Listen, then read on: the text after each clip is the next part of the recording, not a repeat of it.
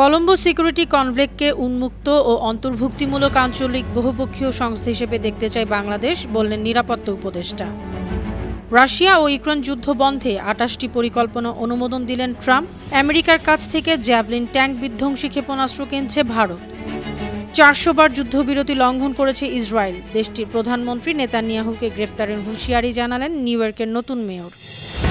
১৬ বছরের কম বয়সীদের সামাজিক যোগাযোগ মাধ্যম ব্যবহার বন্ধ করছে অস্ট্রেলিয়া। অ্যাকাউন্ট না সরালে $৩২ মিলিয়ন জরিমানার হুঁশিয়ারি।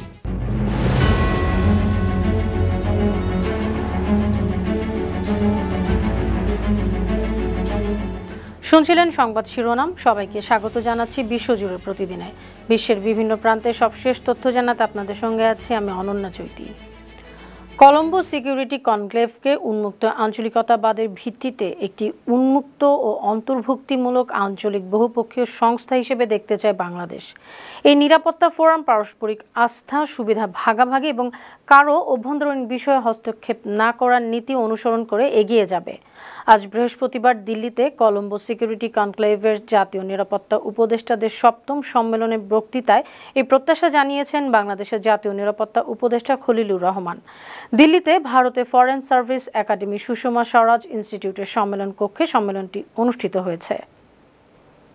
ভারতের কাছে $৯,৩০,০০,০০০ দামের জ্যাভলিন ট্যাঙ্ক বিধ্বংসী ক্ষেপণাস্ত্র ও এক্সক্যালিবার গাইডেড আর্টিলারি মিউনিশন বিক্রি করছে যুক্তরাষ্ট্র।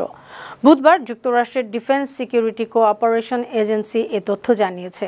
বার্তা সংস্থা রয়টার্স জানিয়েছে, ওয়াশিংটনের ফরেন মিলিটারি সেলস কর্মসূচির অধীনে ভারত প্রথমবারের মতো এসব মার্কিন প্রতিরক্ষা সরঞ্জাম কিনছে। এর আগে চলতি মাসে ভারত তাদের নিজেদের তৈরি যুদ্ধবিমান তেজসের জন্য মার্কিন কোম্পানি জেনারেল ইলেকট্রিকের তৈরি যুদ্ধবিমান ইঞ্জিন কেনার উদ্যোগ নিয়েছে। ১০মবারের মতো বিহারের মুখ্যমন্ত্রী হিসেবে শপথ নিয়ে রেকর্ড গড়লেন ভারতের জেডিইউর শীর্ষ নেতা নীতিশ কুমার। বৃহস্পতিবার পাটনার গান্ধী ময়দানে শপথ অনুষ্ঠানে ভারতের প্রধানমন্ত্রী নরেন্দ্র মোদী, কেন্দ্রীয় স্বরাষ্ট্রমন্ত্রী অমিত শাহ, বিজেপির জাতীয় সভাপতি জে.বি. নাড্ডা সহ এনডিএর শীর্ষ নেতারা উপস্থিত ছিলেন। ৭৪ বছর বয়সী নীতিশ কুমার মুখ্যমন্ত্রী হিসেবে দায়িত্ব নিয়ে নিজের ১৯ বছরের ধারাবাহিক মেয়াদে আরেকটি নতুন অধ্যায় যোগ করলেন। একই সঙ্গে দেশের দীর্ঘতম সময় ক্ষমতায় থাকা প্রধানমন্ত্রী ও মুখ্যমন্ত্রীদের তালিকায় নিজের অবস্থান সুদৃঢ় করলেন। ইউক্রেন যুদ্ধ বন্ধে নতুন ২৮ দফা গোপন একটি শান্তি প্রস্তাব প্রস্তুত করেছে যুক্তরাষ্ট্র। প্রস্তাব অনুযায়ী কিয়েভকে তাদের ভূখণ্ড ছাড় দিতে হবে, তাদের সামরিক সক্ষমতাও কমাতে হবে।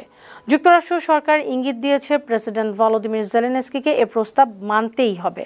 খসড়া এ প্রস্তাবের বিষয়ে জানা আছে এমন সূত্রের বরাত দিয়ে কয়েকটি সংবাদ মাধ্যম গতকাল বুধবার এসব তথ্য জানিয়েছে।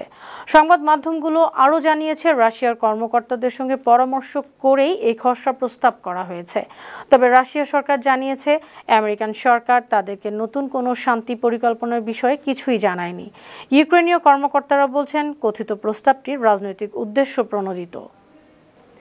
পাকিস্তানের খাইবার পাখতুনখোয়া প্রদেশে ২৩ জন ভারত সমর্থিত সন্ত্রাসীকে হত্যা করেছে সেদেশের নিরাপত্তা বাহিনী। প্রদেশে কুররাম জেলায় অভিযান চালিয়ে তাদের হত্যা করা হয়। বৃহস্পতিবার পাকিস্তানের আইএসপিআর জানিয়েছে, সশস্ত্র সন্ত্রাসীদের উপস্থিতির খবর পেয়ে অভিযান চালায় পাকিস্তান বাহিনী। এ সময় দুপক্ষের গুলি বিনিময়ে ১২ জন সন্ত্রাসীকে নির্মূল করা হয়। ওই এলাকায় আরেকটি দলের উপস্থিতির ভিত্তিতে আলাদা অভিযানে সেনারা ১১ জন সন্ত্রাসীকে হত্যা করে। সৌদি যুবরাজ মোহাম্মদ বিন সালমানের সঙ্গে দেখা করেছেন মার্কিন কংগ্রেস সদস্যরা। বুধবার আমেরিকার ক্যাপিটাল হিলে তারা এই সৌজন্য সাক্ষাতে মিলিত হন। এর আগে গেল মঙ্গলবার হোয়াইট হাউসে মোহাম্মদ বিন সালমানকে জাঁকজমকভাবে অভ্যর্থনা জানিয়েছেন প্রেসিডেন্ট ডোনাল্ড ট্রাম্প। এ সময় ২০১৮ সালে ওয়াশিংটন পোস্টের সাংবাদিক সৌদি আরবের নাগরিক জামাল খাশোগি হত্যাকাণ্ডের ঘটনায় যুবরাজের পক্ষে সাফাইও গান ট্রাম্প। অথচ তখন মার্কিন গোয়েন্দা সংস্থাগুলো বলেছিল, যুবরাজের অনুমোদনে খাশোগিকে হত্যা করা হয়েছে। এ কারণে সৌদি যুবরাজকে যুক্তরাষ্ট্রে কূটনৈতিকভাবে অগ্রহণযোগ্য ব্যক্তি হিসেবে দেখা হতো। এবার যুক্তরাষ্ট্র সফরের মাধ্যমে আনুষ্ঠানিকভাবে ভাবমূর্তি ফিরে পেয়েছেন যুবরাজ। ইসরায়েলের প্রধানমন্ত্রী বেনিয়ামিন নেতানিয়াহু নিউ ইয়র্ক সফরে গেলেই তাকে গ্রেপ্তারের হুঁশিয়ারি দিয়েছেন শহরটির নতুন নির্বাচিত মেয়র জোহরান মামদানি। বিদায়ী মেয়র এরিক অ্যাডামসের সঙ্গে সাক্ষাতের পর টেলিভিশন অনুষ্ঠানে 34 বছর বয়সী এই মেয়র এই হুঁশিয়ারি জানিয়েছেন। গাজায় বেসামরিক মানুষের উপর হামলার অভিযোগে 2024 সালের নভেম্বরে নেতানিয়াহুর বিরুদ্ধে গ্রেফতারি পরোয়ানা জারি করে আন্তর্জাতিক অপরাধ আদালত।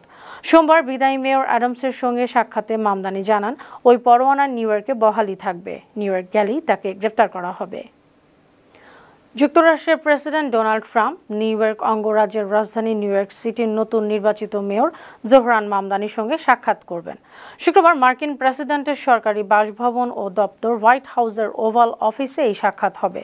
বুধবার সামাজিক যোগাযোগ মাধ্যম ট্রুথ সোশ্যালে এই তথ্য জানিয়েছেন ট্রাম্প।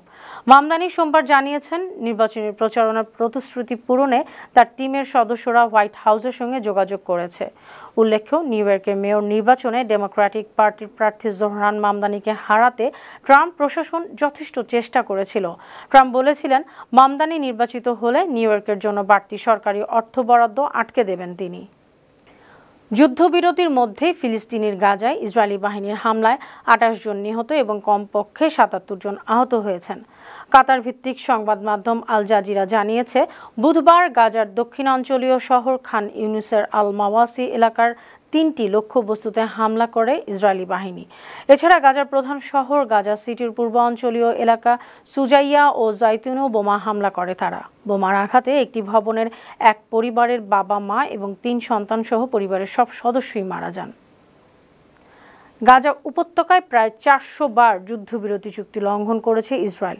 বুধবার গাজার আঞ্চলিক কর্তৃপক্ষ বিবৃতি দিয়ে জানায়, গেল 10 অক্টোবর থেকে যুদ্ধবিরতি কার্যকরের পর 18 নভেম্বর পর্যন্ত মোট 393 বার যুদ্ধবিরতি লঙ্ঘনের ঘটনা ঘটেছে।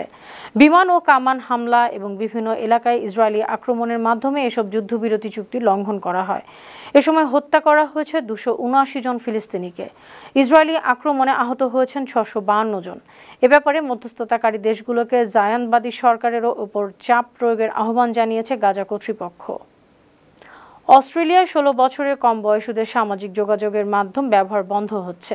গেল বছর পাশ হওয়া একটি আইন কার্যকর হবে।